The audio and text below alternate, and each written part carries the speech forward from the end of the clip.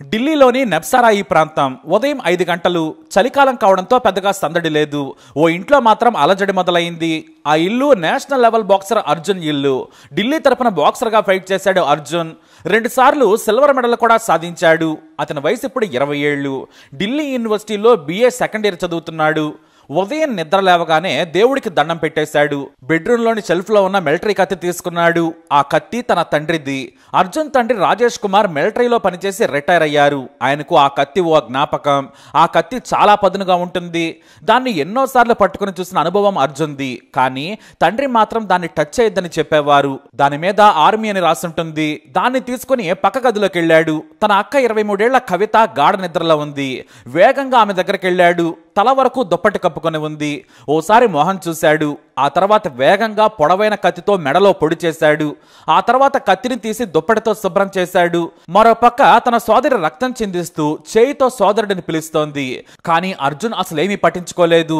కసిగా చూస్తూ బయటికి వెళ్ళిపోయాడు. వస్తూ తలుపులు కూడా వేసేశాడు. సరాసరి పై గదిలోకి వెళ్ళిపోయాడు. బెడ్రూమ్ మీద నాన్న ఒక్కడే ఉన్నాడు. అమ్మ లేదు. ఎక్కడికి వెళ్ళిందా అని చూశాడు అర్జున్. బాత్రూంలో లైట్ వేసింది. అమ్మ అన్నాడు. లోపల నుంచి ఏంటని అడిగింది 46 ఏళ్ల కోమల్. ఏం లేదులే అమ్మ అన్నాడు అర్జున్. తల్లి వచ్చే లోపు నిద్రలో ఉన్న నాన్న కదులుతూ ఉన్నాడు. దగ్గరకు వెళ్ళి 2 సార్లు మెడలో వేగంగా పొడిచాడు. అతని తండ్రి గట్టిగా అరిచాడు. తల్లి ఏమైందని బాత్రూంలో నుంచి బయటకు వచ్చింది. మెడ నుండి కత్తి గాయంతో వచ్చిన రక్తం చిందుతూ ఉంది. నోట్లో నుంచి కూడా వస్తుంది రక్తం. ఆ సీన్ చూసి తల్లి వణికిపోయింది. ఆమె బయటకు పరిగెత్తడానికి ప్రయత్నించింది. కానీ అర్జున్ కోపంగా చూశాడు. తల్లి గట్టిగా కేకలేస్తోంది. అరిస్తే నిన్ను కూడా చంపేస్తాను, నువ్వు అరవద్దని బెదిరించాడు. ఆమె సరేనని కొడుకును చూసి వణికిపోయింది. కానీ కొద్దిసేపటి తర్వాత దగ్గరకు వచ్చి అర్జున్ తల్లిని కూడా మెడలోనే పదే 2 సార్లు పొడిచాడు. ఆమె కింద పడగానే వెనక్కి కూడా చూడకుండా తలుపేసి కిందికి వచ్చాడు. గ్రౌండ్ ఫ్లోర్ లోని బాత్రూంలోకి వెళ్లి బట్టలు మార్చుకున్నాడు. రక్తం ఉన్న కత్తిని బాగా కడిగాడు. ఇది వరకు నాన్న ఎక్కడైతే దాచుకున్నాడో అదే ప్లేస్ లో పెట్టేశాడు. ఇక ఉదయం 5:30 గంటలకు మార్నింగ్ వాక్కు వెళ్లడం అర్జున్కి బాగా అలవాటు. వెళుతూ స్నానం చేసే ముందు రక్తం అంటిన బట్టలను ఓ ప్లేస్ లో ఉంచాడు. వాటిని ఓ కవర్లోకి తీసుకుని బయటకు వచ్చాడు. మెయిన్ గేట్ వేసేసి ఏమీ తెలియనట్టు వెళ్లిపోయాడు. ఆ రక్తం అంటిన బట్టలను మురికి కాలువలో పడేసి కాసేపు జాగింగ్ చేసి ఇంటికి వచ్చాడు. వచ్చి రాగానే హాల్లో కాసేపు కూర్చున్నాడు అర్జున్. తాపీగా పోలీసుల ఎమర్జెన్సీ నంబర్ కు కాల్ చేశాడు. నేను మార్నింగ్ అక్కకు వెళ్లి వచ్చేసరికి ఎవరో దొండగులు మా అమ్మ నాన్న అక్కను చంపేశారని చెప్పాడు. దీంతో ఈ వార్త ఢిల్లీలో వైరల్ గా మారింది. రాజకీయ దుమారం రేగింది. ఢిల్లీ సీఎం అతిషి అయితే శాంతి భద్రతలను తమ చేతుల్లో ఉంచుకున్న కేంద్రం ప్రజలను కాపాడలేకపోతుంది. ఇలా ఒకే ఇంట్లో 3 హత్యలు జరిగాయంటే శాంతి భద్రతలు ఎలా ఉన్నాయో అర్థం చేసుకోవచ్చన్నారు. దీనికి బీజేపీ కూడా కౌంటర్ ఇచ్చింది. ఇక పోలీసులు వచ్చి క్రైమ్ సీన్ చూశారు. Joint city commissioner SK Jain స్వయంగా కేసు విచారణ మొదలు పెట్టారు. మృతదేహాలను పోస్ట్ మార్టం చేయించారు. అయితే ఇంట్లోకి బలవంతంగా వచ్చినట్లు ఆనవాళ్లు ఎక్కడా కనిపించలేదు. చుట్టుపక్కల వారు తామెవరిని చూడలేదన్నారు. ఈ అర్జున్ ఇంటికి ఎదురుగా ఉన్న 2 ఇళ్లలో సీసీ కెమెరాలు కూడా ఉన్నాయి. వాటిని గమనించారు.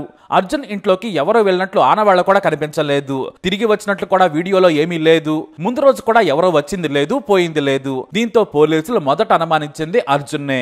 మీ ఇంటికి 3 రోజుల నుంచి కొత్త వారెవరూ రాలేదు. సీసీటీవీ ఫుటేజ్ లో మేమంతా చూసాం. ఆ ఉదయం ఓ సంచితో బయటకు వెళ్ళింది నువ్వు మాత్రమే. ఆ సంచిలో ఏముంది? మళ్ళీ నువ్వే తిరిగి వచ్చావు. హత్య చేసింది నువ్వే. ఎందుకు చంపావు అని ప్రశ్నించారు. కానీ తను చంపలేదని బొకాయించేశాడు అర్జున్. చివరకు పోలీసులు తమదైన శైలిలో విచారణ చేయడంతో బోర్న ఏడుస్తూ అసలు విషయం చెప్పాడు అర్జున్. మా నాన్న నన్ను చిన్నప్పటి నుంచి అసహించుకుంటున్నాడు. నా స్పోర్ట్స్ టాలెంట్ ఆయనకు నచ్చలేదు. మా అక్క అంటేనే ఇష్టం. తను చదువులో టాపర్. ప్రతి విషయానికి ఆమెతో పోల్చి తిట్టేవాడు. బంధువుల ముందు అవమానించేవాడు. కొన్నాళ్ల క్రితం కాలనీలో అందరి ముందు కొట్టాడు కూడా.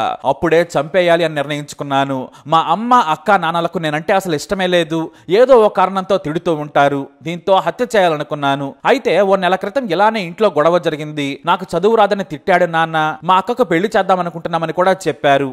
అంతేకాదు ఉన్న ఆస్తి మొత్తం తనకే ఇస్తాం, నీ చావు నువ్వు చావమని తిట్టారు. దీంతో వీలైనంత తొందరగా చంపేద్దామని నిర్ణయించుకున్నాను. కానీ ఎలా చంపాలో అర్థం కాలేదు. అయితే కత్తితో మెడ మీద పొడిస్తే అరవకుండా చనిపోతారని ప్లాన్ చేశానన్నాడు. డిసెంబర్ 3న మా అమ్మా నాన్నల పెళ్లి రోజు.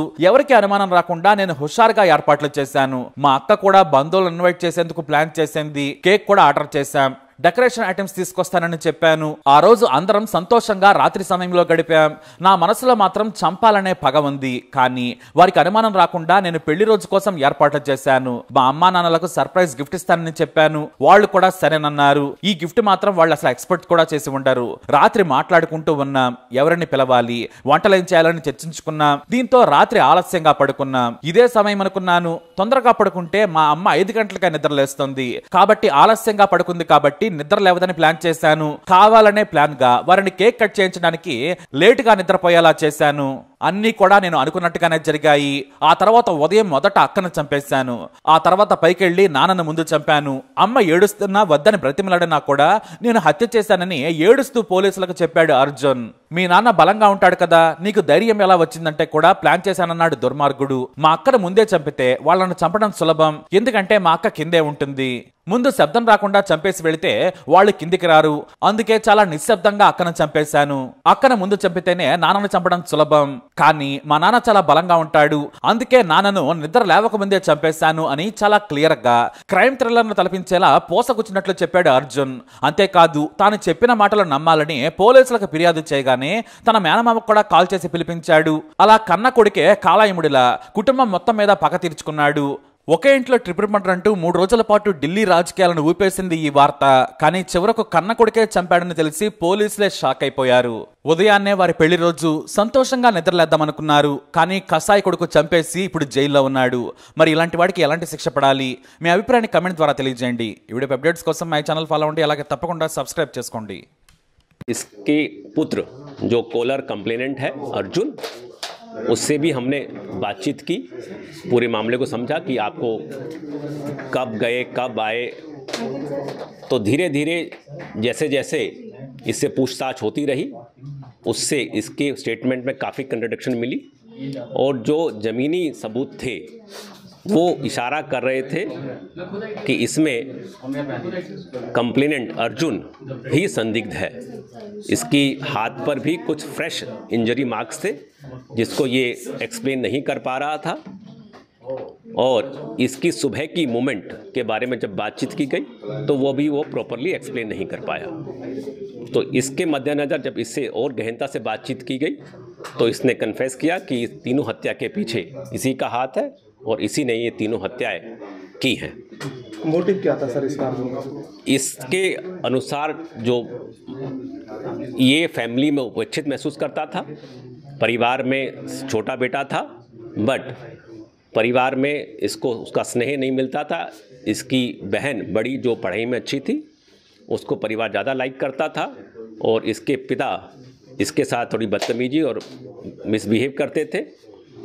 ये उम्र करीब 20 साल थी, तो इसको बड़ा फील होता था कि इस उम्र में भी मेरे पिता मेरे पे हाथ उठाते हैं और मेरे दोस्तों और उसके सामने बदतमीजी करते हैं। हाल में ही कुछ बाहरी लोगों के सामने इसकी काफ़ी उपेक्षा हुई थी, बदतमीजी हुई थी, तो ये अपने आप को बड़ा ह्यूमिलेटेड फील कर रहा था। साथ ही साथ इसको ये भी कहीं से मालूम चला कि पिता अपनी जायदाद या कुछ पैसा इसको ना देकर अपनी बेटी या इसकी बहन को देने वाला है, तो इससे उसका गुस्सा और बढ़ गया।